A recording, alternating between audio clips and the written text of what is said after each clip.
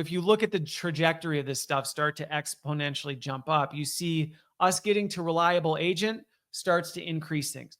So, what should you take from that? Well, we should be paying attention to agents. Everybody said 2025 was going to be the year of agents. I think it's the year of experimenting with agents. There's a lot of unknowns right now. And so, but we should be watching agents and we should be watching to see how they go. And do they improve? Do they get worse?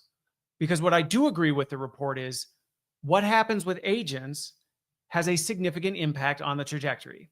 And if we can't even get these agents to not malfunction the way we do, that line's going to stay pretty flat for a while. Okay. Regardless of whether we say, well, they're PhD agents. Yeah. Well, they're PhD agents that can't seem to really do anything. Okay. It doesn't really matter. It's going to stay relatively flat. Now, when I say flat, I don't mean that the AI capabilities won't continue to increase. So if you look at the chart and you see like hacking and coding and bioweapons and all this other stuff start to move up, it doesn't mean that those just stagnate. Because even where AI is today, those things are already growing. It just means they're going to grow at a more controlled rate.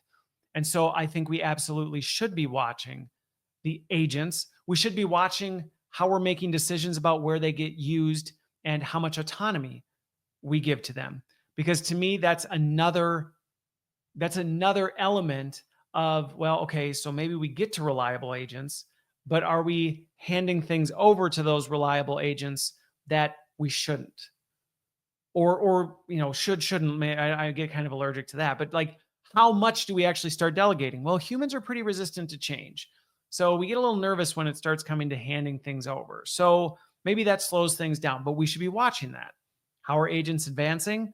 How comfortable are we with handing things over?